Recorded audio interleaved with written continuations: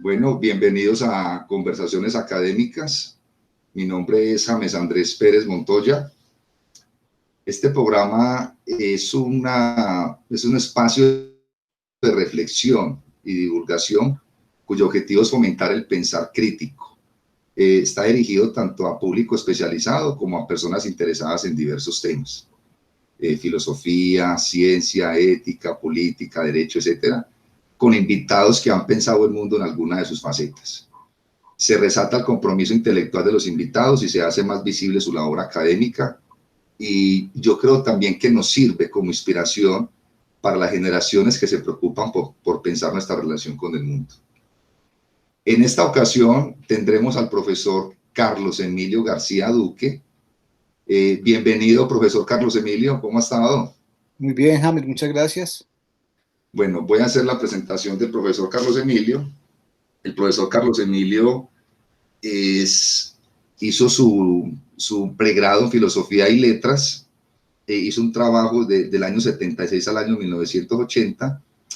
Su trabajo de pregrado fue anotaciones sobre algunos problemas de las matemáticas y las pruebas para la asistencia de Dios en Descartes, desde el punto de vista de la lógica.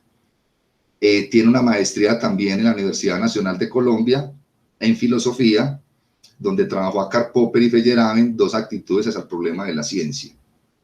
También tiene una maestría en la Universidad de Iowa, en Estados Unidos, del año 87 al año 89, y su título pues, más prestigioso, tiene un doctorado en la Universidad de la Florida sobre Popper, la teoría de la ciencia. Es miembro de la Sociedad Colombiana de Filosofía desde el año 1986, brevemente porque su hoja académica es muy extensa, entonces yo acá voy a sintetizar.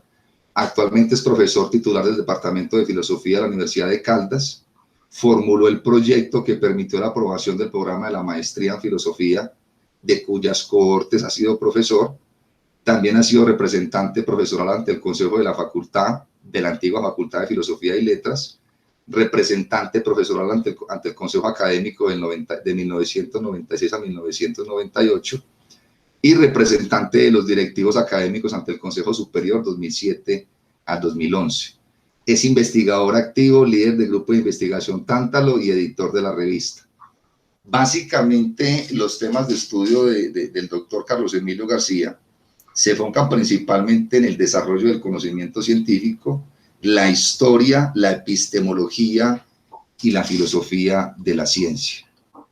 Bueno, profesor Carlos Emilio, ¿desea agregar algo a lo que manifesté? Es un breve resumen solamente. No, tranquilo. No nos concentremos en la hoja de vida. Pasemos a otras cosas más interesantes. Exactamente. Bueno, vamos a empezar hablando un poco, porque digamos a mí me interesan estas conversaciones académicas, también hablar un poco de la vida personal, digamos, académica. Yo me acuerdo, por ejemplo, que Popper en uno de sus textos, en su autobiografía, decía que uno de sus grandes maestros, que él trabajó en un taller y que uno de sus grandes maestros fue trabajando con un albañil. Eso me No, parece. realmente no era un albañil, era un taller de ebanistería. De ebanistería, Era un exactamente. ebanista. Un ebanista. Entonces, yo quiero que nos cuente acá, profesor Carlos Emilio, cuáles fueron sus inicios en la academia, cuáles sus motivaciones, sus influencias personales, usted cómo empezó en esto. Bueno, como todos los demás que tienen que tomar una decisión sobre qué hacer con su vida y por dónde orientarse. Y pues creo que, como en el caso de muchos otros, uno tiene la influencia de sus maestros. En el colegio en el que yo hice mi bachillerato, que es el Colegio Rafael Uribe Uribe de Pereira, tuve profesores de filosofía muy motivadores y eso despertó en mí el interés por la filosofía y por la literatura. Y cuando llegué a la Universidad de Caldas en el año de 1976 a estudiar filosofía, pues me encontré también con magníficos maestros. Tuve la fortuna de tomar clases con el profesor Adolfo León Gómez, que desafortunadamente ya falleció, uno de los filósofos más importantes que ha habido en este país. Pero bueno, yo creo que sin excepción todos los profesores con los que yo me encontré en la universidad eran personas sumamente apasionadas por la filosofía. Bueno, yo diría que de una u otra manera todos ellos fueron influyendo en mi interés por la vida académica, unos más que otros, pero pues menciono a Adolfo León Gómez porque él era el decano de la facultad cuando cuando yo inicié mis estudios, y también fue el profesor de lógica. Él fue uno de los primeros profesores que tuve yo iniciando mis estudios.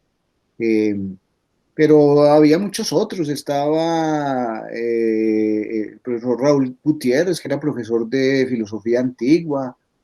Estaba el profesor Celis, que era profesor de lingüística. Estaba Amado Osorio, muy joven en ese momento. Bertulio Salazar, en fin. Leonor Gallego, que también falleció el año anterior. Personas todas sumamente comprometidas con su trabajo y con una gran pasión por la enseñanza y por la filosofía, y yo creo que lograron comunicar, por lo menos en mi caso, lograron comunicar esa pasión y esa curiosidad por la filosofía y por ir cada vez más allá. Excelente descripción, profesor. Muchísimas gracias. Yo también conocí al profesor Amado Osorio. Claro, él creo que trabajaba Hegel, si no estoy mal. Cuando yo llegué a la Universidad de Caldas, él no era profesor de Hegel. Él enseñaba cursos en las áreas generales de la filosofía, en la metodología, y en algún tiempo también estuvo trabajando filosofía presocrática. El interés de Amado Osorio por Hegel surgió justamente cuando hicimos la maestría en filosofía, en la cual fuimos colegas, fuimos compañeros, Claro. compañeros estudiantes, en ese periodo entre 1983 y 1985, y a partir de ahí, pues prácticamente Amado se dedicó esencialmente al estudio de la filosofía alemana y en particular de la filosofía de Hegel. Claro. Profe, háblenos un poco también en ese contexto personal, un poco sobre la historia de sus temas de interés.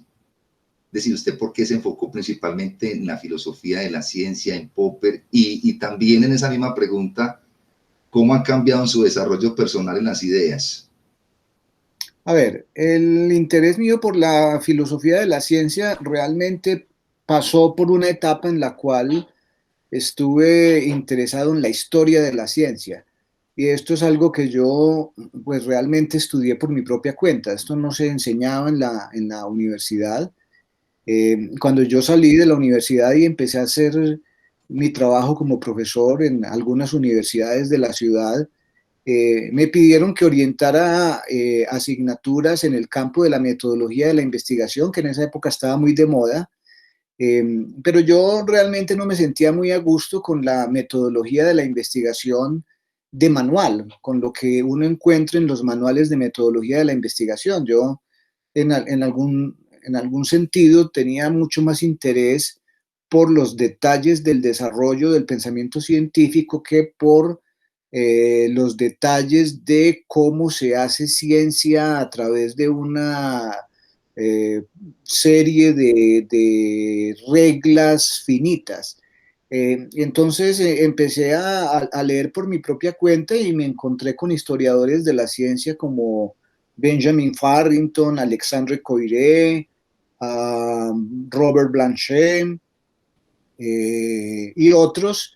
Pues hubo un periodo relativamente largo de mi vida que lo dediqué al estudio de la obra de Coiré y de estos historiadores, y me apasioné por la historia de la ciencia y traté de vincular la historia de la ciencia a la enseñanza de la metodología de la ciencia, y luego pasé de ahí a la filosofía de la ciencia, eh, inicialmente a través del estudio de los que se conocen como filósofos de la ciencia historicistas, esencialmente Kuhn, Lakatos, Feyerabend y muy poco Popper, porque aunque Popper no desconoce la historia de la ciencia, no puede considerarse como un filósofo de la ciencia historicista.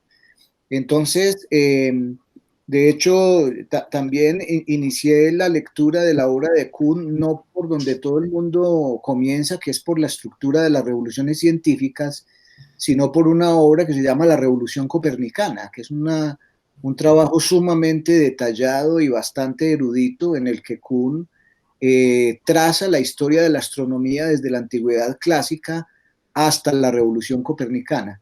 Entonces, digamos que leyendo por acá y allí con un poco de desorden y con la cantidad de a, a, azar que le depara a uno la lectura cuando las lecturas no están atadas a un curso formal, eh, pues llegué a entusiasmarme mucho por la historia de la ciencia y finalmente estudié a Popper en la maestría en filosofía, y ahí comenzó mi interés por la filosofía de Popper. Estamos hablando del año 1984.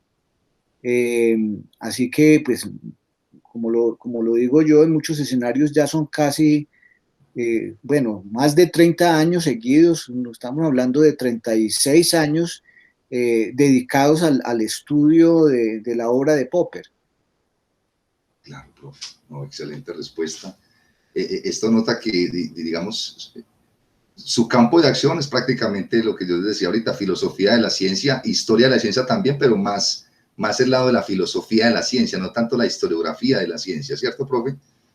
Pero también me interesa la historia de la ciencia y de hecho tengo algunas publicaciones en la historia, en el campo de la historia de la ciencia. No, obviamente no publicaciones de la talla que uno quisiera, pues, o sea, no son obras como las que pudieran haber publicado Coiré o Blanchet,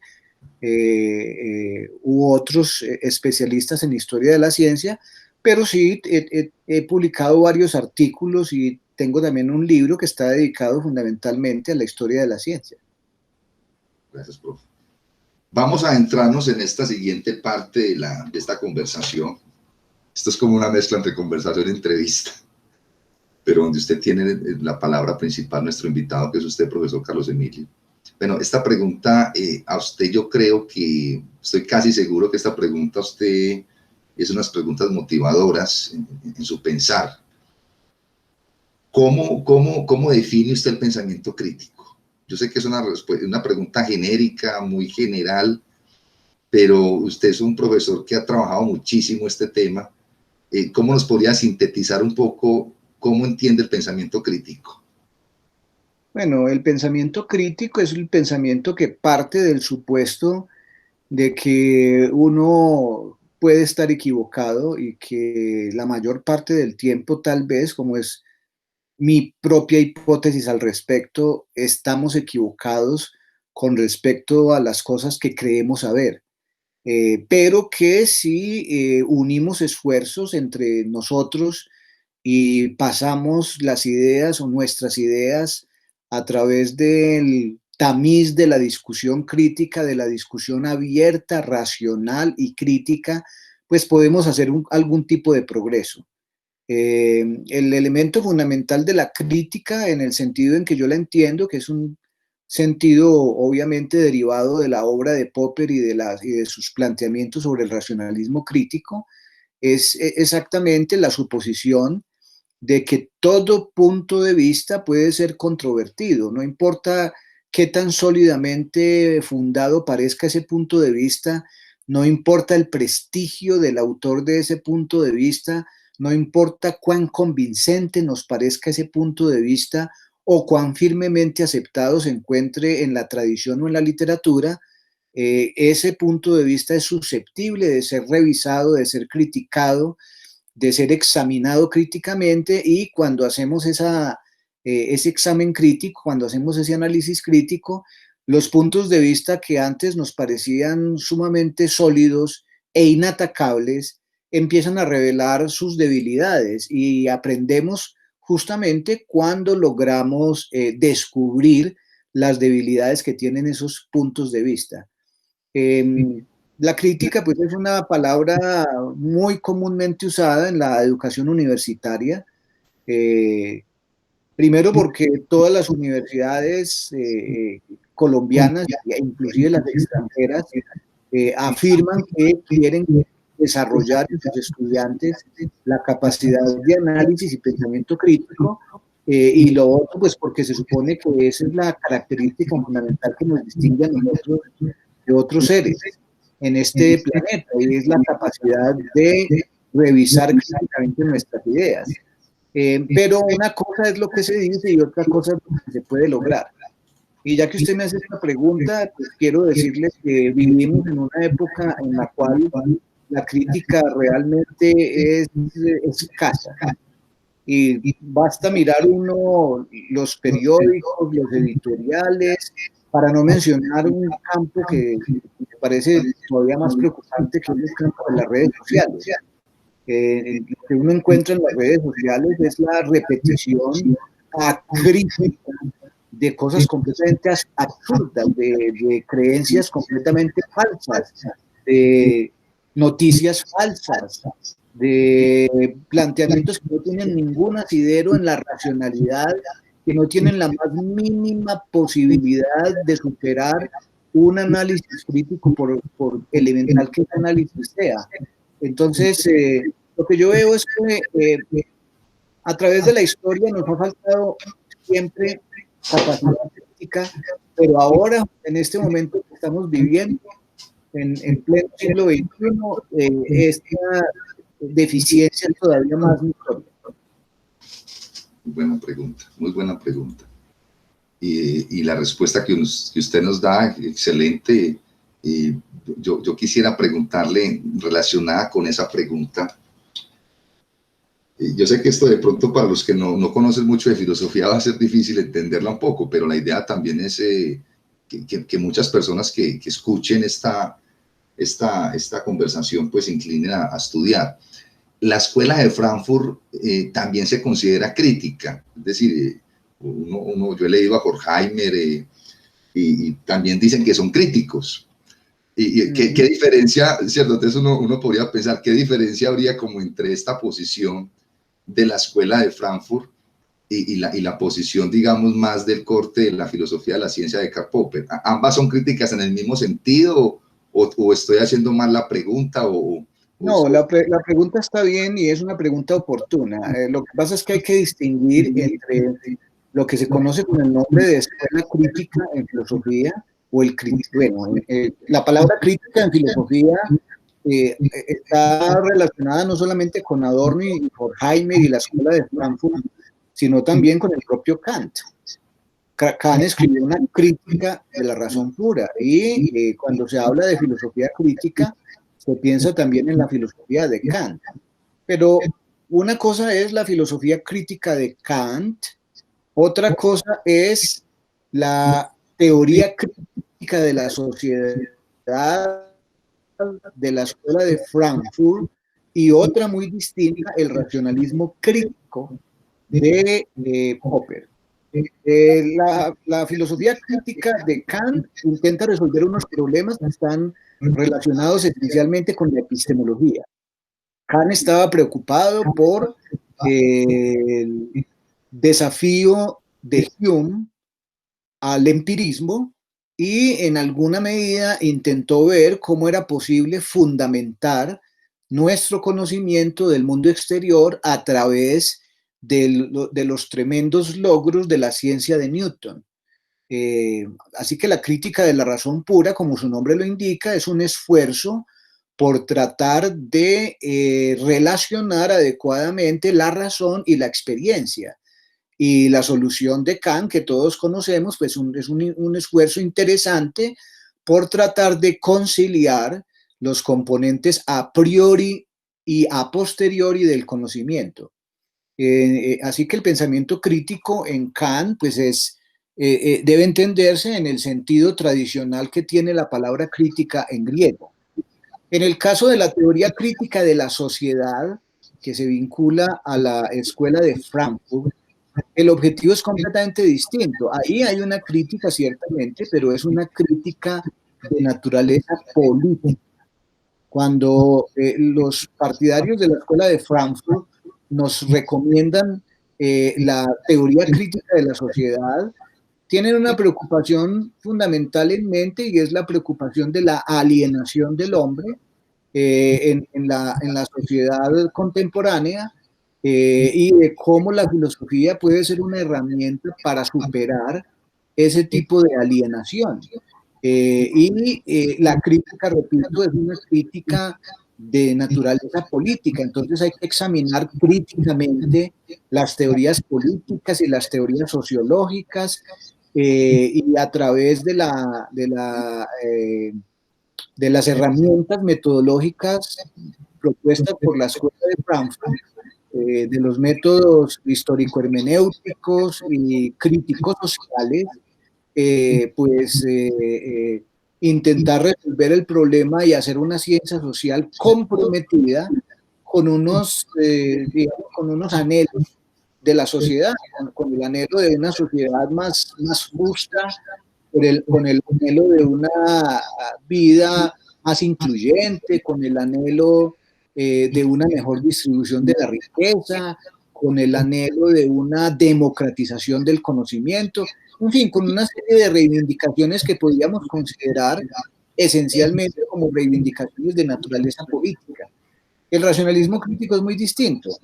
El racionalismo crítico es, como lo dije hace un momento, la suposición de que cuando dos personas hablan o discuten, las dos pueden estar equivocadas, pero si analizan con cuidado sus argumentos y los pasan por el tamiz de la crítica racional, al final de la discusión pueden haber avanzado un poco, porque es que en una discusión no se avanza cuando una de las dos personas que discute gana la discusión. En una discusión se avanza cuando los dos disputantes, una vez terminada la discusión, han tenido algún tipo de ganancia, han tenido algún tipo de progreso, han aprendido algo el uno del otro. Así que el racionalismo crítico, repito nuevamente, es la suposición de que toda teoría, toda idea, todo planteamiento es susceptible de ser sometido a la crítica.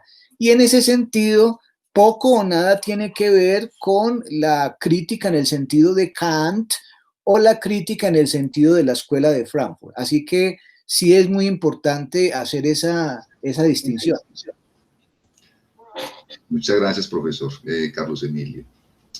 Bueno, esta pregunta es compleja para mí porque muchos de pronto no sabemos quién nos... Eso es como un escrito. Cuando uno escribe un artículo, usted no sabe quién lo va a leer. Prácticamente queda ahí el escrito y pues pueden haber luego contraargumentaciones. Esta pregunta tiene que ver propiamente con los filósofos. Bueno, no es lo mismo un filósofo que un profesor de filosofía. Hay una distinción que hace Jesús Mosteller en este aspecto. La pregunta va encaminada a lo siguiente, siguiendo con el tema del pensamiento crítico. ¿Es realmente, es decir, el filósofo es realmente un pensador crítico? No, no necesariamente. No todo filósofo es un pensador crítico, y por supuesto, no todo pensador crítico pues es automáticamente un filósofo.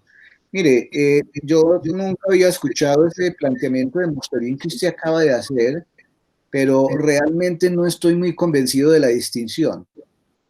Por lo que le voy a decir, digamos, hace 40 años, o bueno, cuando yo vine a estudiar filosofía en la Universidad de Caldas en el año de 1976, hace ya pues mucho más de 40 años,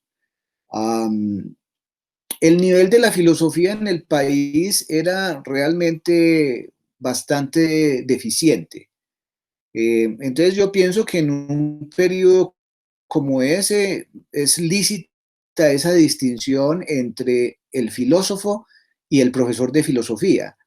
Pero cuando nosotros miramos el desarrollo que ha tenido la filosofía en Colombia en los últimos 50 años, y es un desarrollo que uno lo puede medir en una serie de indicadores. Por ejemplo, el número de personas que se dedican profesionalmente a hacer filosofía, el número de programas de filosofía que hay en Colombia, el número de programas de posgrado en filosofía, maestría y ahora el número de programas doctorales en filosofía que hay en Colombia y la gente que está trabajando en distintas líneas del pensamiento filosófico, pues lo que uno tiene que decir es que ha habido un cambio y un avance realmente notables.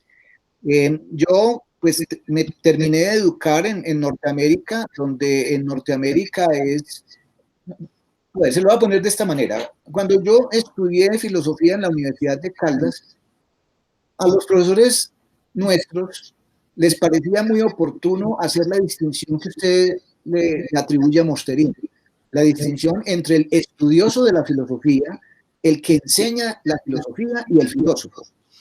Entonces, más o menos lo que los profesores sugerían era lo siguiente: filósofos Aristóteles, Santo Tomás, Kant.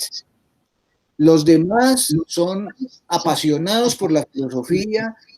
Los profesores y los estudiantes de filosofía a lo sumo llegan a ser apasionados por la filosofía. Cuando yo fui a Norteamérica a hacer mi doctorado, me encontré con pues obviamente con un contexto completamente distinto, un país con una tradición filosófica propia bastante longeva, con un sistema universitario muy distinto al nuestro en términos de sus recursos cualitativos y cuantitativos, y con un nivel de la filosofía pues muy distinto al que nosotros, incluso al que todavía nosotros tenemos acá. Es decir, yo no creo que nadie se niegue a admitir que en el mundo actual la filosofía se cultiva a niveles distintos en distintas partes. No es lo mismo la filosofía que se hace en Norteamérica que la filosofía que se hace en Europa o la filosofía que se hace en Sudamérica. Y en Sudamérica no es lo mismo el nivel de la filosofía en Argentina o Chile o Brasil que el nivel de la filosofía en Ecuador o Perú o Colombia. Pero donde yo quiero ir es lo siguiente: en Norteamérica la persona que se dedica profesionalmente a la filosofía, la persona que hace un doctorado en filosofía, que escoge como su modo de vida la filosofía y que se va a dedicar profesionalmente a la filosofía, es decir, va a enseñar filosofía y de eso va a vivir, no tiene ningún problema en llamarse a sí misma filósofa, ningún problema. Los estudiantes graduados de filosofía, cuando se presentan, dicen: es que yo soy un filósofo, yo quiero ser un filósofo. Obviamente, cuando uno dice que uno es un filósofo, pues no está diciendo que uno es Aristóteles o que uno es Kant o que uno es Descartes o que uno es Popper. Lo que está diciendo es algo que yo creo que poco a poco se va volviendo un estándar, no solamente en los países desarrollados, sino también en los nuestros, y es que las personas que eligen como su vocación la filosofía tienen todo el derecho a ser llamadas como filósofos. Esto, digamos, en opinión de mis maestros, era completamente inadmisible. Yo recuerdo mis maestros que nos decían: no, es que nosotros somos pigmeos intelectuales. Nosotros somos, por así decirlo, estamos como en el último nivel, o para usar una metáfora deportiva, estamos en las divisiones más bajas de la escala, digamos, estamos en la cuarta o quinta división, mientras que los filósofos están en la primera división.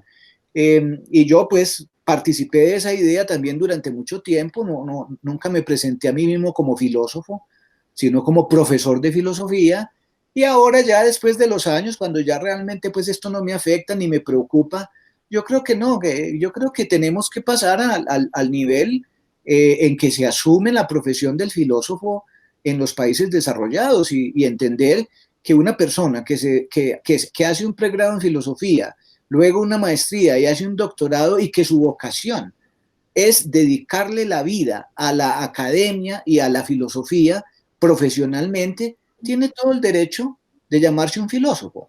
Y llamarse un filósofo automáticamente no lo pone a uno al nivel de los grandes filósofos, porque como en todo lo demás, pues hay gente que se destaca en lo que hace, hay gente que lo hace de manera razonablemente bien y hay gente que lo hace de manera chapucera.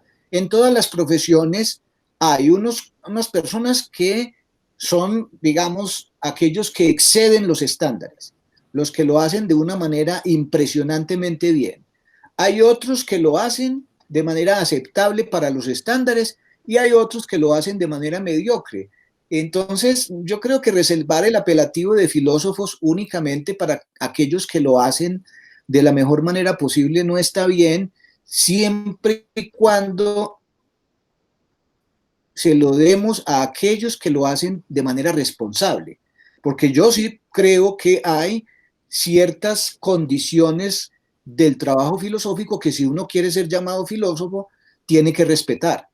¿Sí? Uno tiene que trabajar, por ejemplo, con rigor, uno tiene que trabajar con ciertos mínimos estándares, uno tiene que tener honestidad intelectual, es decir, uno tiene que cumplir ciertas condiciones, pero yo pues realmente creo que cuando Mosterín hace esa distinción entre el filósofo y el profesor de filosofía que usted le está atribuyendo, en parte reproduce esta vieja idea de que filósofos son solamente los grandes y los demás pues estamos como inclinados, adorándolos desde la lejanía. Y el asunto de la filosofía es un asunto fundamentalmente del pensamiento. Y yo creo que si uno se esfuerza lo suficiente, pues puede eventualmente hacer aportes modestos digamos, bien estructurados y ayudar a una tarea que es de todos, porque es que la filosofía no la hace una persona. De otras cosas, si el filósofo no es leído y no es discutido y no es comentado, sus aportes quedan en nada. La filosofía necesita digamos, una comunidad que mantenga vivas las ideas, pero también que discuta las ideas y que permita determinar el valor de las ideas a través de la discusión.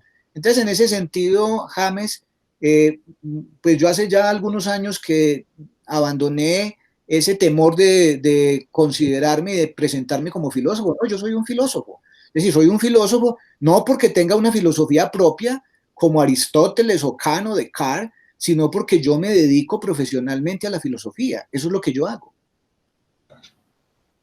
Profe, hay una tradición, bueno, yo a veces he dicho en clase, usted de pronto me confrontará, que no hay filosofía. Yo he dicho a veces eso, sino que hay filosofías.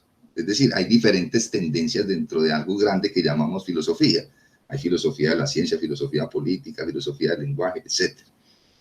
Pero digamos que hay una cierta tradición, pensaría yo que se puede remontar a la antigüedad, bueno, dependiendo también del contexto, en la Edad Media, en el Renacimiento hasta la actualidad.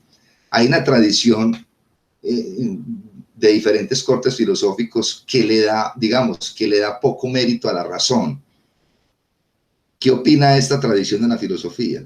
Digamos, los filósofos que le dan poco mérito a la razón, que hablan más como del sentido de la sin razón, que la razón crea monstruos, bueno, no sé si me entiende bien la idea. Claro, claro, claro. Yo realmente lo que creo es que ahí hay una serie de confusiones. Eh, eh,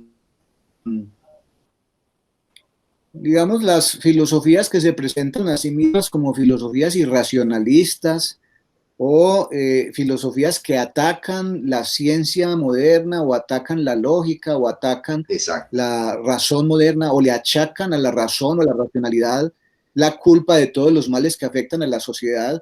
A mí sinceramente me parece que estas filosofías están basadas en una serie de confusiones y de errores.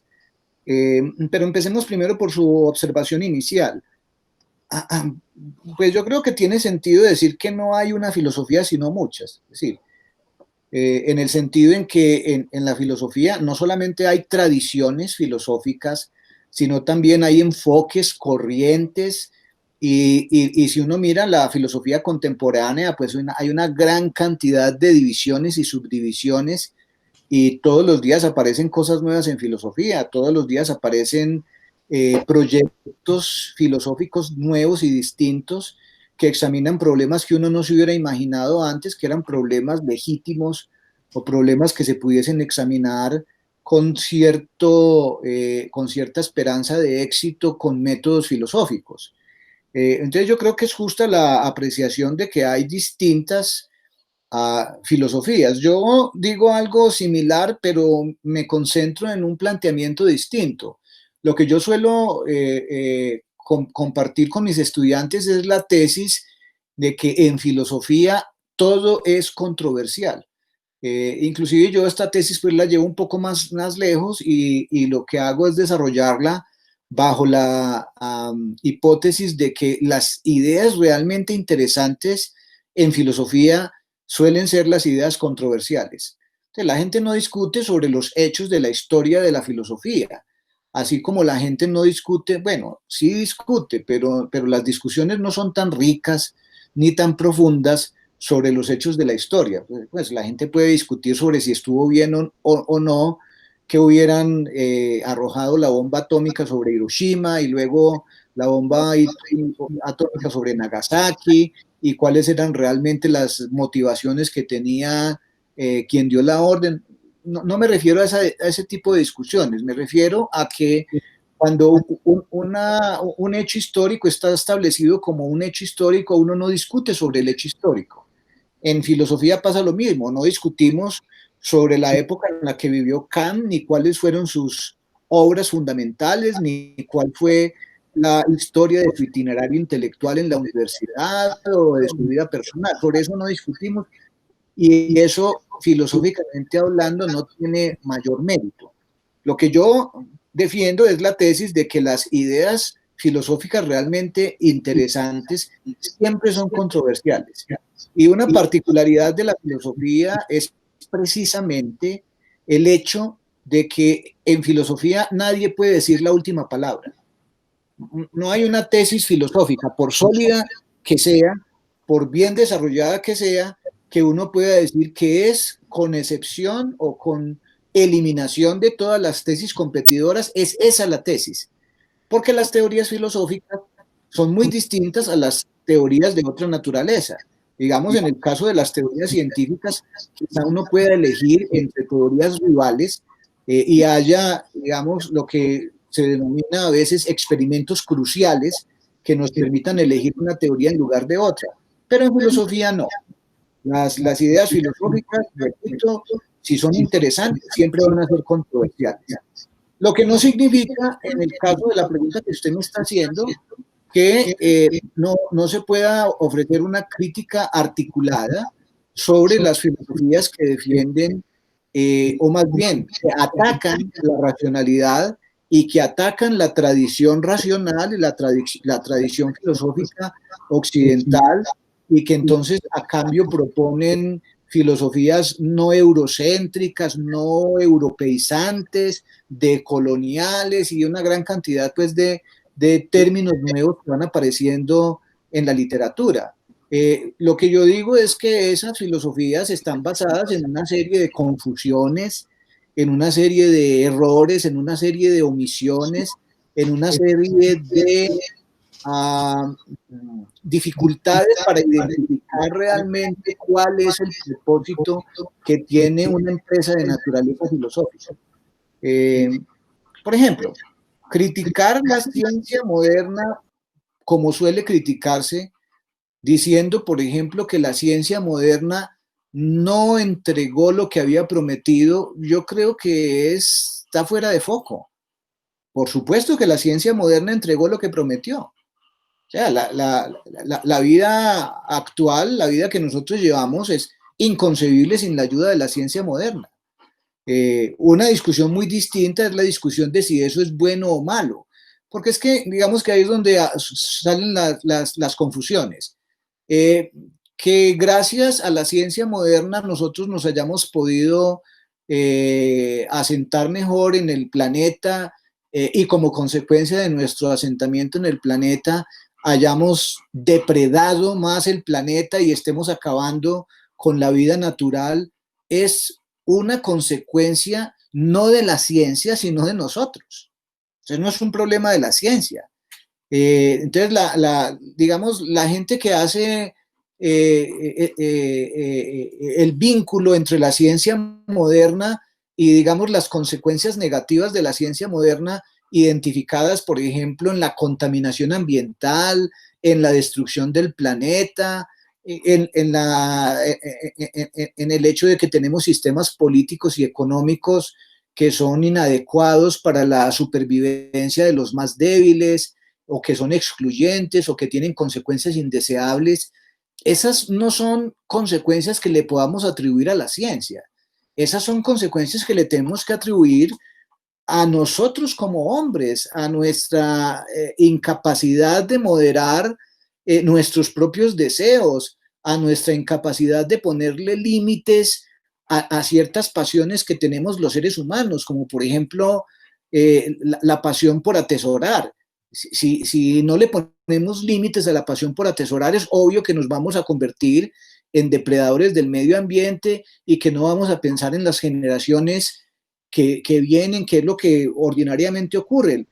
Uno ve en las noticias, digamos, esta información sobre grandes extensiones en la selva sometidas a la destrucción, y pues lo que uno simplemente tiene que concluir es que hay personas que son cortoplacistas. Hay gente que vive en el corto plazo y que no se detiene a pensar por un segundo que si destruye un bosque, eso nos va a afectar a todos. No, está pensando en una ganancia que va a obtener rápidamente. Entonces, cuando el ser humano es incapaz de ponerle límites a su ambición, y cuando es incapaz de mantener las pasiones más bajas que todos tenemos a raya, entonces pues nos hacemos daño. Yo no tengo la menor duda de que nosotros como especie podemos autodestruirnos y podemos destruir el planeta, y lo que muestra la vida que nosotros estamos viviendo es que efectivamente hemos avanzado más de lo que sería deseable en el proceso de destrucción del planeta. Y cuando lo miramos así, una especie que destruye su propio hábitat es una especie indeseable. Entonces, digamos que yo eso no lo discuto. Lo que yo discuto es que eso esté vinculado automáticamente con la ciencia moderna. Digamos que la razón tiene unos efectos. La ciencia, que es un producto de la razón, tiene unos efectos, pero tiene unos costos. Nosotros somos los responsables de controlar políticamente la ciencia.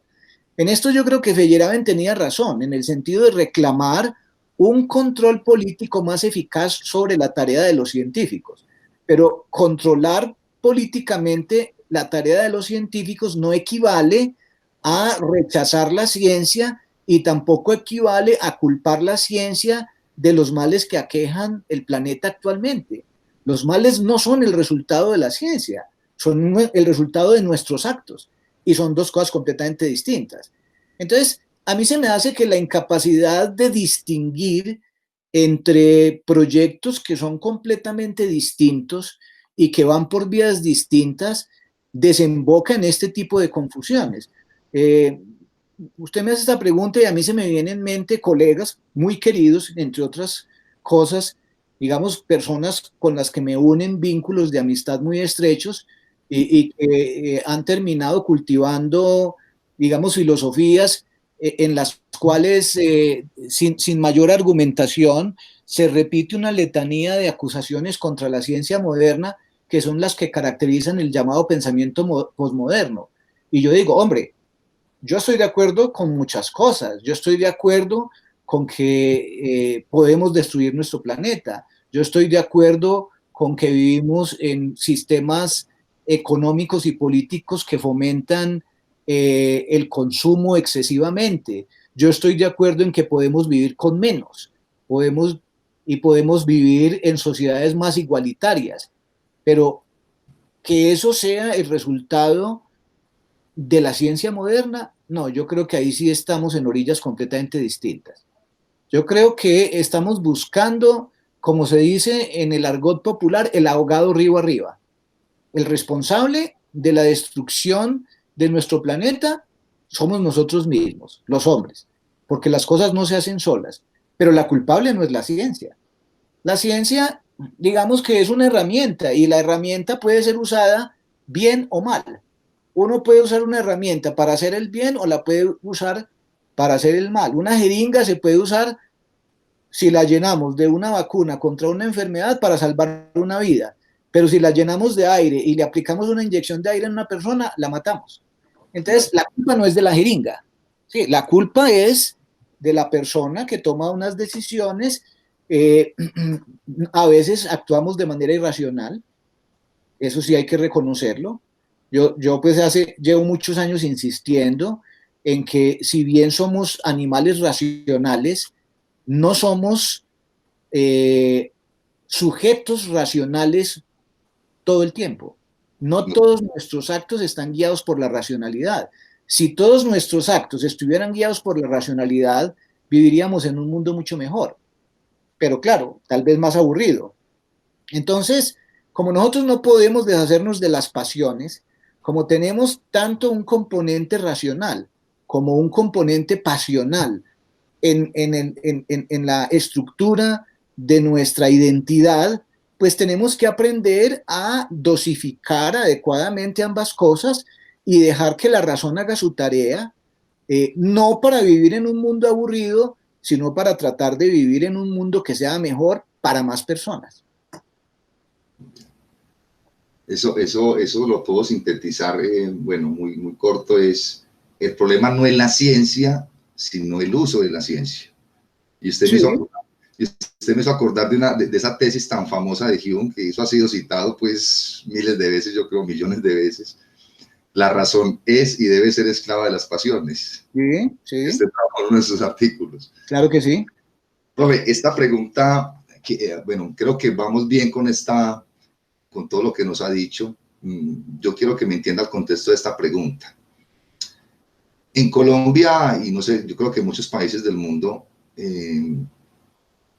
no hay pensamiento crítico. Usted ahorita lo decía en las redes sociales, bueno, pero hay que tener presente que, digamos, todas las personas no pueden estar inmersas en la filosofía. O sea, yo a veces pienso, o sea, todos no podemos ser filósofos. Hay gente que le gusta hacer otras cosas, ingenieros, arquitectos, bueno. Es decir, hay multitud de oficios dentro de una sociedad. Hay una división de oficios dentro de la sociedad. Entonces la pregunta, muchos no tienen tiempo tampoco porque tienen que ir a trabajar, tienen hijos, entonces van a trabajar 8 horas al día, llegan cansados y al otro día lo mismo, no tienen tiempo de leer, no tienen tiempo de pensar por sí mismos, como decía Kant. Es complejo todo lo que estás diciendo acá. Entonces la pregunta es la siguiente: ¿cómo fomentar en las personas que no están inmersas en la academia, que no han pasado por una universidad, que están trabajando todo el tiempo, cómo fomentar en esas personas que no están inmersas en la academia el pensar crítico? A ver, lo primero que quiero aclararle, James, es que el pensamiento crítico no es una herramienta exclusiva para los filósofos. El pensamiento crítico debe ser para todos los ciudadanos. En una sociedad democrática y en una sociedad abierta y en una sociedad libre, todos los ciudadanos deberían ser pensadores críticos. Yo creo que es responsabilidad del sistema educativo el fomento del pensamiento crítico. Entonces no es una tarea exclusiva de la filosofía, ni es una tarea que se la tenemos que relegar a los filósofos o a la academia. Es una tarea que le tendríamos que encomendar al sistema educativo en general. Así como nos preocupamos porque todo el mundo aprenda a leer y a escribir, tendríamos que preocuparnos también porque todo el mundo desarrolle o aprenda los rudimentos del pensamiento crítico. Es que el pensamiento crítico pasa por muchas etapas. La primera de ellas, por ejemplo, es por entender que uno no puede dar credibilidad a todo lo que se aparece. Uno de los problemas que veo, por ejemplo, ahora en la inmensa rapidez con la cual circula la información a través de las redes sociales, es que los usuarios de las redes sociales no están educados, por ejemplo, para pasar por un tamiz todo lo que llega a través de las redes sociales. Y uno ve que llegan cosas que sinceramente constituyen un insulto a la inteligencia. Entonces, si nosotros no educamos a nuestros niños para que tengan un pensamiento en el cual uno examine los argumentos, examine la información, se preocupe por la plausibilidad de una propuesta, se preocupe por establecer si efectivamente un planteamiento parece razonable, parece bien fundamentado, parece bien fincado, o parece simplemente la obra de alguien que quiere divertirse un rato o hacer un daño. Si uno no es capaz de distinguir entre la verdad y la mentira, si uno no es capaz de distinguir entre lo que parece fundamentado y lo que no parece fundamentado, pues está bien lejos del pensamiento crítico. Y yo creo que esa tarea la tenemos que cumplir con los niños, así como les enseñamos a leer y escribir y les enseñamos los rudimentos de la aritmética, tendríamos que enseñarles también los rudimentos del pensamiento crítico, porque es que el pensamiento crítico no es una cosa exclusiva para grandes mentes, ni se necesita genialidad, ni es únicamente para filósofos profesionales. El pensamiento crítico debe estar al servicio de todos los ciudadanos. Bueno, profe Carlos Emilio, me ha puesto mucho a pensar y yo creo que va a poner a pensar a muchos de los que lo van a escuchar. Yo voy a citar 3 artículos suyos, de tantos que tiene, relacionados con lo que acabo de decir. Uno de ellos se llama 5 tesis sobre el estado de desarrollo de habilidades de pensamiento crítico en instituciones de educación superior de la región. Es del año 2004, eso sigue para mí vigente ese artículo. Y hay otros 2 artículos, porque muy relacionado con la pregunta anterior y con la respuesta que usted nos dio. Un artículo que se llama ¿Quién le teme a la filosofía para niños? Y otro que se llama Habilidades de pensamiento de orden superior, epistemología y evaluación en el aula de clase. Entonces la pregunta es la siguiente, o voy a hacer 2 preguntas en una sola. ¿Qué pautas nos daría para mejorar la educación desde el nivel básico hasta el nivel superior? Bueno, es una pregunta muy difícil porque realmente resulta muy ambicioso que alguien intente una empresa de una magnitud como la que usted plantea en el espacio de lo que estamos conversando, pero hay una serie de cosas que yo extraño. Mire, yo trato de no ser, eh, trato de no repetir la vieja creencia de que todo tiempo pasado fue mejor. Yo realmente no creo que todo tiempo pasado haya sido mejor. Y de hecho, cuando miro la historia de nuestro propio país, pues considero que por el contrario, todo tiempo pasado fue peor. El país, a pesar de todos los problemas que tenemos, ha tenido un desarrollo socioeconómico muy importante en los últimos 40 años. La educación universitaria ha tenido un desarrollo muy importante en los últimos 30 años y yo he sido testigo de ese desarrollo primero como estudiante que fui de la universidad pública y después como profesor y como directivo que he sido. Entonces, intentar pues hacer una serie de recomendaciones que realmente sean útiles para un reto del tamaño de mejorar la educación en un momento, en unos momentos resulta realmente una tarea impracticable. Pero sí hay cosas que se podrían hacer. Una de las que yo extraño y que yo suelo insistirle mucho a mis estudiantes es que eh, la educación contemporánea parece estar en guerra con el uso de la memoria. Entonces, pues yo este discurso lo veo repetido de muchas maneras en conferencias, en debates, en simposios y en artículos. La crítica que hacía Paulo Freire a la denominada educación bancaria, a la educación basada en la memoria, que yo creo que es una crítica correcta, pero que finalmente se extrapoló al punto exagerado de decir que no se debe usar la memoria para nada. Y yo creo que ahí tenemos un gran problema, porque entonces al estudiante ahora se le dice o se le inculca la idea de que no necesita usar su memoria para nada, entonces no hay que aprenderse las tablas de multiplicar porque para eso está la calculadora, no hay que aprenderse las reglas de inferencia lógica porque las puede tener anotadas en una tabla o puede intentar hacer los ejercicios en un computador. Y resulta que cuando uno cree finalmente que no debe usar la memoria, descubre que la memoria es imprescindible. Usted no puede, por ejemplo, aprender a usar de manera eficiente una segunda lengua si no emplea su memoria. Porque si no memoriza los significados de las palabras y tiene que buscar cada palabra en el diccionario, tiene que pasar tanto tiempo buscando cada palabra que cuando termine de buscar la tercera de la palabra de la oración que intenta traducir, la persona que está hablando ya va en la quinta oración. Entonces, la memoria se necesita. Yo, pues, soy un defensor de la memoria en los contextos donde la memoria se necesita. No estoy diciendo que hay que aprender a repetir como loros, que es, digamos, la crítica que solía hacerse a la educación de hace 50 años.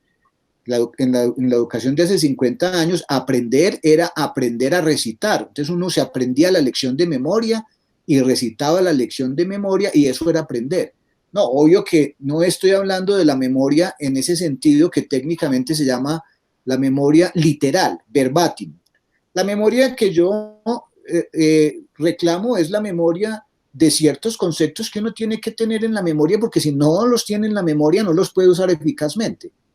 Entonces yo creo que yo extraño ese nivel que tenía la enseñanza de hace 40 años, de aprenderse los verbos, de aprenderse las reglas, de aprenderse los casos, de aprenderse los casos de factorización. Eso hay que aprenderlo si usted lo quiere usar eficientemente.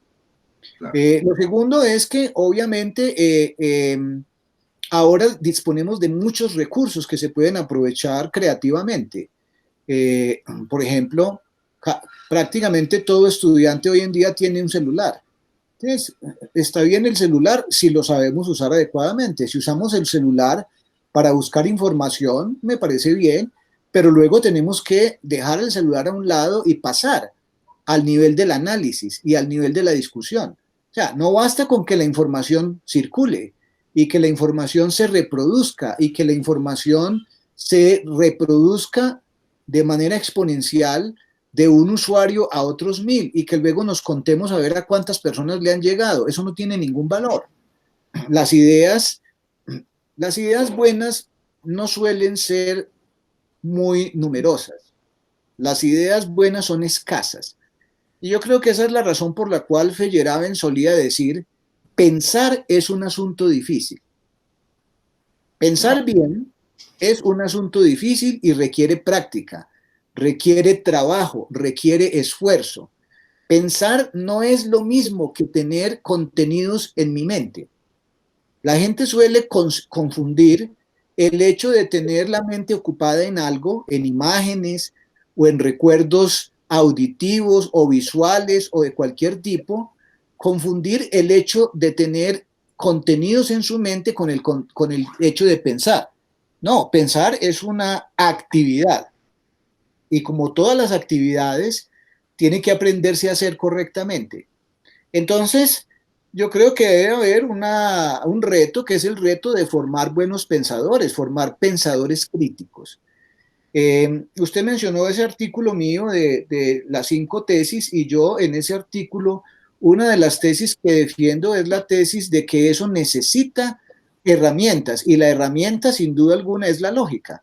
Esto obviamente a los posmodernos les choca porque ellos son enemigos de la lógica.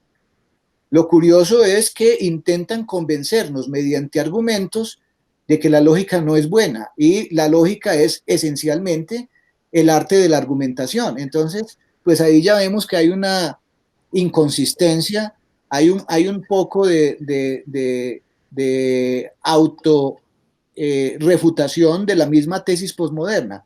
Así que entonces, si yo tuviera que hacer recomendaciones, las recomendaciones pasarían primero por el cultivo de la memoria en lo que realmente se necesita la memoria, el desarrollo de habilidades de lectoescritura a profundidad, porque una gran dificultad que encontramos los profesores ya en el nivel universitario es que recibimos estudiantes en el primer semestre que prácticamente son analfabetos.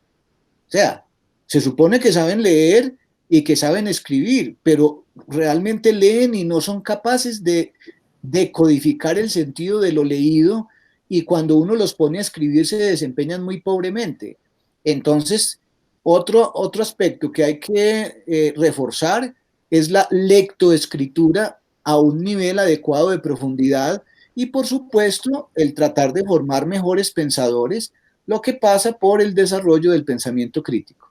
Si yo tuviera entonces que hacer unas recomendaciones, diría Eh, eh, Volvamos a empezar desde las etapas más tempranas de la enseñanza, estimulando el uso de la memoria, que no sea recitar de memoria, sino usar eficientemente la memoria, aprender a pensar mejor y estimular el pensamiento, enseñarle a los niños desde la más tierna edad que cualquiera puede estar equivocado y que todos podemos estar equivocados, que hay que escuchar al otro con atención, que hay que discutir y aprender a discutir y a discutir de manera racional y, por supuesto, mejorar estas destrezas en lectoescritura. Si logramos esas tres cosas, tenemos lo necesario para asegurar posteriormente otras habilidades que son deseables en la educación, como por ejemplo la creatividad, la capacidad de trabajar en equipo y otras que pues son fundamentales para poder formar mejores ciudadanos. Bueno, ya no vivimos en la época de la Inquisición. Hay un discípulo en este momento se me escapa el nombre, acá no tengo memoria, profe, qué pena. Creo que fue un discípulo de Heidegger, un alumno de Heidegger, y creo que tiene un libro que llama La filosofía desde el punto de vista de la existencia. Es que se me olvida el nombre de este filósofo. Y en ese libro, este pensador pone un ejemplo de un niño que le pregunta a la mamá quién es Dios. Entonces uno puede sugerir varias respuestas. La mamá le pega una palmada y no pregunte eso. O la mamá le puede contestar, no, es que Dios siempre ha existido. Y el niño le contesta, ¿y cómo así que siempre ha existido, mami? Explíqueme eso. No, es que a Dios lo hizo otro Dios. El niño intuitivamente va a preguntar, mami, ¿y ese Dios quién lo hizo hacia otro Dios? Es decir, el niño de alguna manera está utilizando su pensamiento. O sea, lo que llaman la regresión al infinito. ¿Y ese Dios quién hizo? Bueno, siguiendo con esta pregunta, pues, de inculcar el pensamiento crítico desde la tierna infancia, el tema, por ejemplo, de la religión, o sea, cuando le infundan a un niño desde pequeño en qué tiene que creer, en qué tiene que pensar, ¿usted qué piensa respecto a eso? Bueno, lo que pasa es que este es un tema muy delicado porque tiene que ver también con el fuero interno de las personas y de sus propias creencias. Normalmente la enseñanza de la religión es una decisión que se toma en familia y nosotros vivimos en un país creyente y vivimos en un país mayoritariamente católico y enseñamos los rudimentos de la fe católica porque es la fe de nuestra tradición. Yo creo que acá, pues como le digo, el asunto que hace muy delicada la pregunta es que eh, uno no debería realmente meterse con la religión ni con las creencias personales de nadie, pero pues una educación laica como la que se supone que deberíamos tener en nuestro país es una educación que debería fomentar el conocimiento de la religión como un fenómeno social y de la existencia de diversas religiones, porque pues hay teorías religiosas, las religiones todas están basadas las grandes religiones del mundo están basadas en unos libros y están basadas en unas teorías que son muy particulares y yo creo que una enseñanza laica realmente rica debería preocuparse por mostrarle a los estudiantes la existencia de todas esas alternativas. Eh, y respetando obviamente las creencias del fuero interno de cada individuo, pues uno tendría que tratar de buscar alguna manera de que coexistiera el, el, el interés que tienen un padre de familia en inculcarle a su hijo la religión que él profesa con el conocimiento que tarde o temprano él va a tener, porque es que, pues, tiene que ser que uno no viva en este planeta para que no se dé cuenta que hay otros credos disponibles y que hay otros practicantes de otras religiones. Y de hecho, eh, yo considero que el conocimiento temprano de la existencia de todas estas alternativas nos puede ayudar a aprender a ser más tolerantes. Nosotros afortunadamente no vivimos en una región donde haya guerras religiosas o donde haya odios religiosos, pero en el mundo pues hay espejos que conocemos en los cuales en un mismo país hay grupos que no se toleran los unos a los otros por asuntos religiosos. Entonces, lo que yo creo que debería hacerse es respetar el fuero de cada individuo, pero el Estado, que es laico, debería poner en contacto muy tempranamente a los niños con el asunto de la pluralidad de credos religiosos en el planeta. Muchas gracias, profe, por esa interesante respuesta. Yo quería preguntar también, usted que se ha interesado por la filosofía, por la ciencia y por la filosofía de la ciencia, la historia de la ciencia, ¿qué puntos de encuentro existen entre la filosofía y la ciencia? Bueno, esta es una respuesta que realmente yo he ofrecido en muchos de mis trabajos. Así que voy a tratar de sintetizar desde el trabajo en el que primero me preocupé por eso, que es la evolución histórica del pensamiento científico. Lo que yo muestro en ese trabajo es que hay que recordar que la filosofía y la ciencia tienen un pasado común, en el sentido en que la separación entre ciencia y filosofía es un fenómeno relativamente reciente, es un fenómeno que ocurre después del siglo XVII. Antes del siglo, bueno, inclusive en el siglo XVII todavía los científicos que están haciendo ciencia se consideran más que científicos, se consideran a sí mismos filósofos. Como Es el Newton. caso de Galileo y es el caso de Newton. Y Newton escribe una obra ya inclusive en el siglo XVIII, porque la óptica de Newton se publicó en el año de 1705. Entonces, la separación de la ciencia y la filosofía es una cosa relativamente nueva en la historia. Estamos hablando de unos 400 años, a lo sumo. Cuando uno mira el desarrollo paralelo de la ciencia y la filosofía entre la antigüedad clásica griega y la revolución científica del siglo XVII, se da cuenta de que los filósofos y los científicos muchas veces son un mismo personaje. Aristóteles fue filósofo y científico, o digamos filósofo en el sentido de amante de la sabiduría. Y recordemos la distinción entre filosofía natural y filosofía trascendental. La filosofía natural o filosofía segunda, como su nombre lo indica, era la filosofía que se interesaba por los problemas de la naturaleza. La filosofía trascendental o filosofía primera o metafísica era la filosofía que se interesaba por problemas de naturaleza mucho más abstracta. Pero a partir del siglo XVII, cuando hay un desarrollo suficientemente agudo de los conceptos científicos, se pierde finalmente esa intrincada relación que había entre filosofía y ciencia y pasa a una nueva etapa de la relación.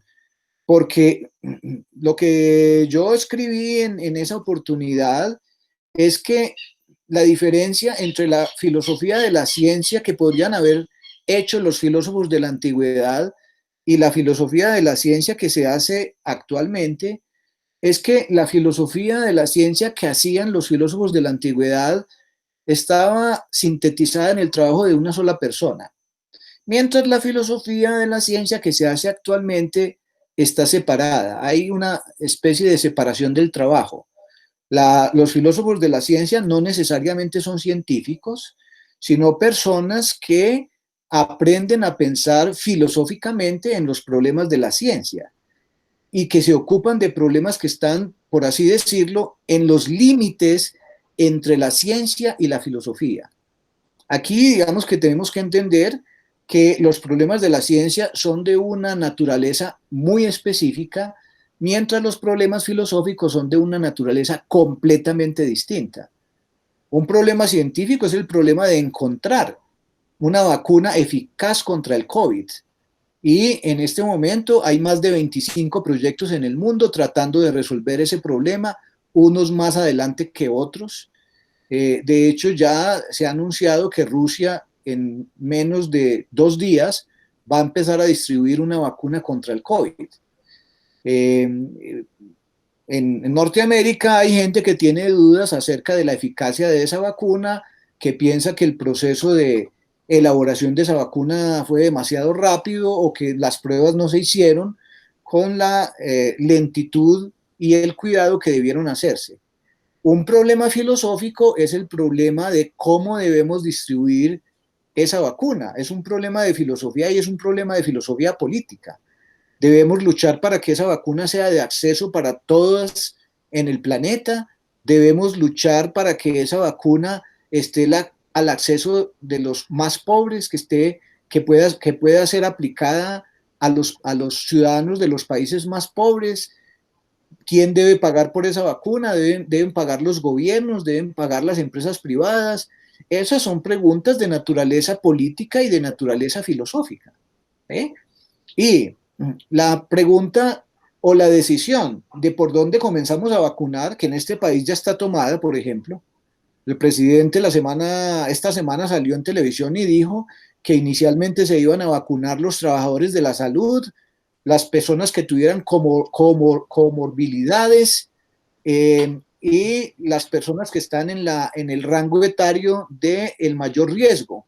Pero esa es una decisión que tiene implicaciones éticas y esas implicaciones éticas son asunto de la filosofía. Entonces, un mismo fenómeno pues se puede estudiar desde la perspectiva de la ciencia, desde la perspectiva de la filosofía de la ciencia o desde la perspectiva puramente filosófica cuando ya, por ejemplo, nos trasladamos a las concepciones éticas.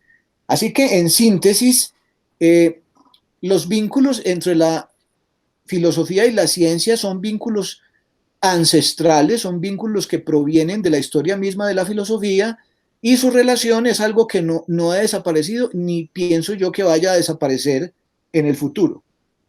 Vamos a terminar con dos preguntas. Okay. Dos preguntas y una reflexión suya final, serían ya pues tres cortas. ¿Qué aportaría a las facultades de filosofía desde su visión? Pero ¿qué aportarían o a quién? No Sí, le entiendo la pregunta. Digamos, ¿qué le aportaría? Bueno, pongamos, ¿qué le aportaría a las universidades cuando usted nos decía que se habla mucho de pensamiento crítico, pero eso está más en el papel que en la práctica? Ah, muy bien, muy bien. ¿Qué podría aportar el Sí, cultivo de la filosofía al desarrollo del pensamiento crítico? sí, claro que sí. Bueno, yo dije ahora que el pensamiento crítico no es un asunto exclusivo de los filósofos, pero hay que reconocer que las personas que más han cultivado el pensamiento crítico, además de algunos educadores, han sido los filósofos, porque es prácticamente imposible separar el estudio del pensamiento crítico del estudio de la lógica, y el estudio de la lógica ha estado siempre en los cuarteles de la filosofía. Sin sugerir que el pensamiento crítico sea un asunto exclusivo de los filósofos, lo que yo creo que podríamos aportar los filósofos o las escuelas de filosofía al mejoramiento del pensamiento crítico es algo que ya estamos haciendo y es ofreciendo, en la medida de lo posible, oportunidades de práctica de pensamiento crítico a las universidades y a los programas de otra naturaleza, a los programas que no son programas de naturaleza filosófica. Ha costado mucho trabajo convencer a los académicos que pertenecen a programas que no son programas filosóficos de que vale la pena intentar acercarse al estudio del pensamiento crítico. Se lo pongo de esta manera. Cuando uno habla con los arquitectos o los ingenieros o los veterinarios o los biólogos, inicialmente encuentra cierta resistencia a la idea de que tengan que sacrificar en sus planes de estudio un espacio que ellos quisieran utilizar para el desarrollo de sus propias disciplinas y en lugar de eso ofrecer pensamiento crítico. Siempre los académicos y los estudiantes también no ven con muy buenos ojos que tengan que dedicar parte de su tiempo al cultivo de otros talentos o de otras habilidades que no les parece que vayan a tener una utilidad muy rápida o directa con sus propias prácticas profesionales. Entonces toca seguir insistiendo en esa tarea, no solamente ofreciendo las clases de pensamiento crítico adecuadas para los estudiantes y estudiosos de otras disciplinas, sino también haciendo que esas clases sean realmente útiles e interesantes para ellos. Yo creo que ese es un aporte que se puede hacer. Es lo que yo llamaría ponerse en los zapatos del otro. No basta con que le digamos al estudiante de veterinaria que también tiene que cultivar su pensamiento crítico, sino que tenemos que ponernos también un poco en la perspectiva del estudiante de veterinaria y hacer el curso de tal manera que sea interesante para él. O sea, que realmente lo vea no como una imposición y como una obligación, sino como una oportunidad para desarrollar otras habilidades que además son útiles para la vida. Entonces yo creo que ese es un aporte que podemos hacer. Nos quedan solamente una pregunta y una reflexión final. Esta pregunta me salgo del esquema que llevamos, es decir, me salgo del esquema del pensamiento crítico, me salgo del esquema de la filosofía de la ciencia. Y es una pregunta que generalmente me gusta hacer a los invitados. Es la siguiente pregunta. ¿Usted cree que la vida tiene un sentido, profesor Carlos Emilio? Pues esa es una pregunta que encontramos en la literatura desde hace mucho tiempo. Y la verdad es muy difícil de responder, sin caer pues, en una serie de consideraciones que yo creo que son ajenas a lo que realmente nos interesa en este momento. Si lo que quiere decir por la vida tiene un sentido es si somos parte de un plan mayor o de un plan de un ser superior, yo realmente no tengo idea de cuál es la respuesta.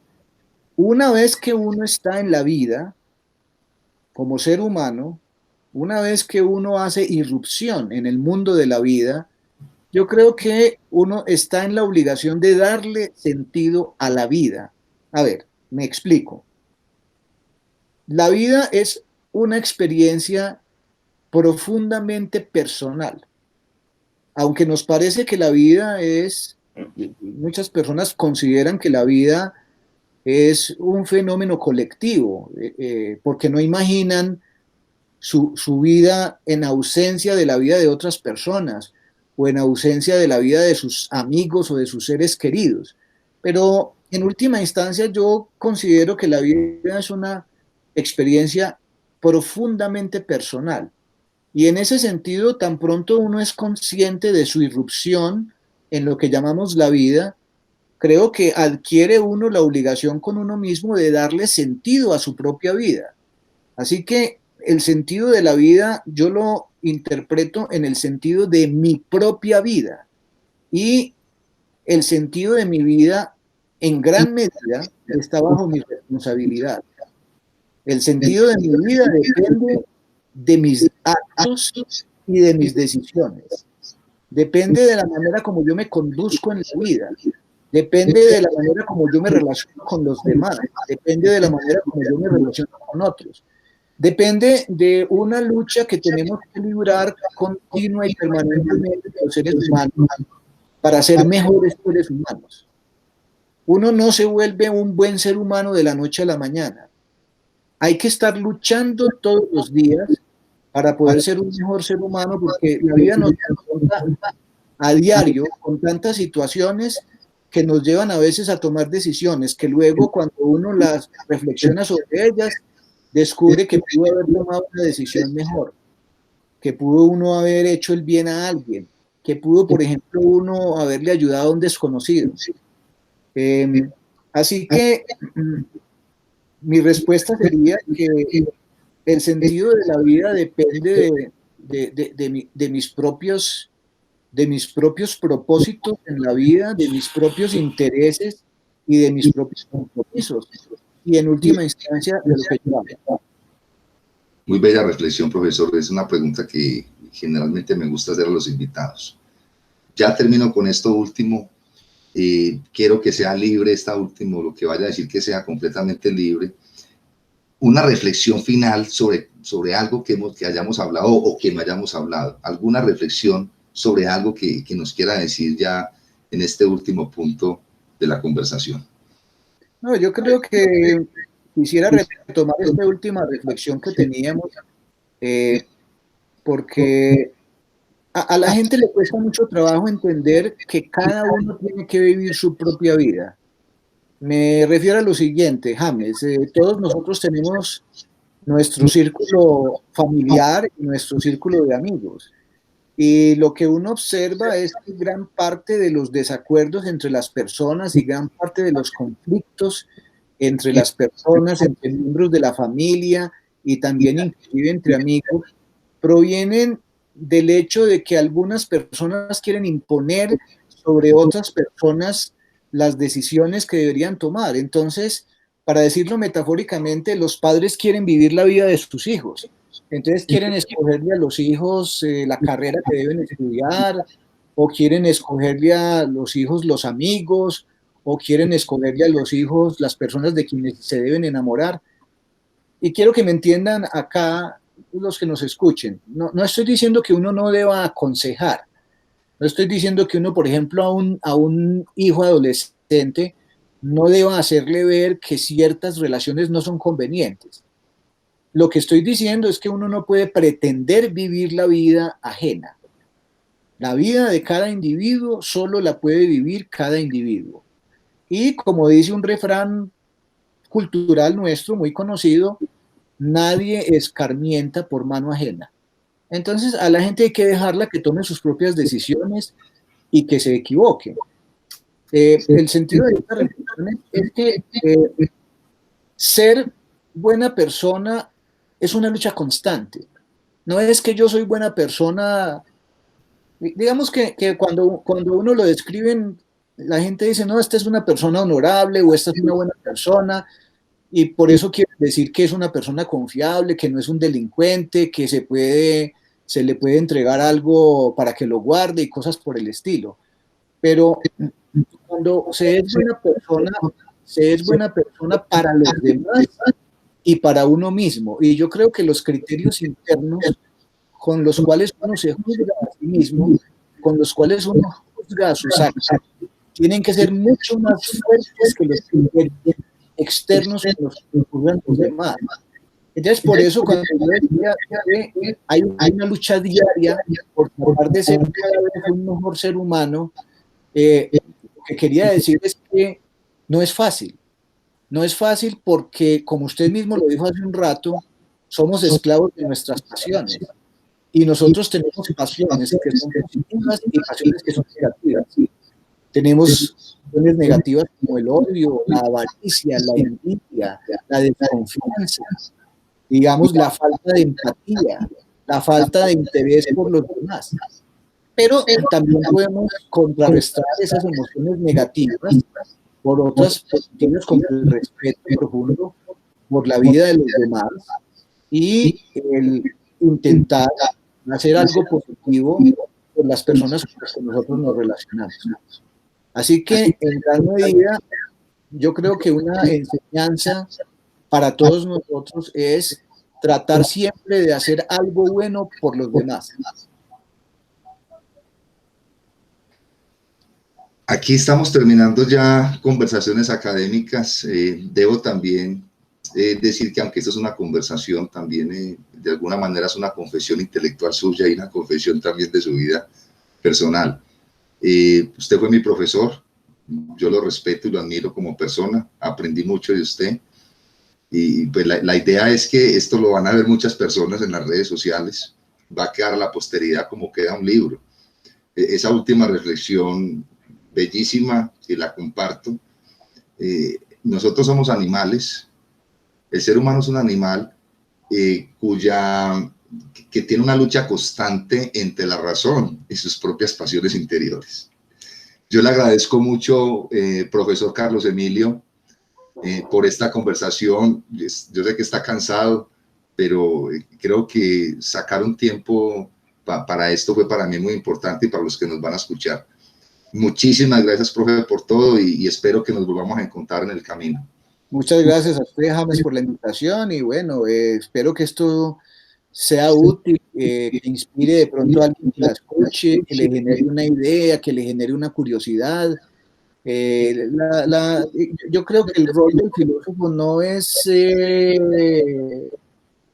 convertir a nadie en un seguidor de su propio pensamiento, sino más bien es el rol de inspirar. Si esto inspira a alguien, si esto desata una curiosidad en alguien, si esto lleva a que alguien busque hacer una lectura, yo creo que ha cumplido su propósito. Bueno, profe, que esté muy bien, hasta luego. Ok. Ok, bueno, chao. Chao, profe. Bueno, cuídese, muchas gracias. Lo mismo, profe.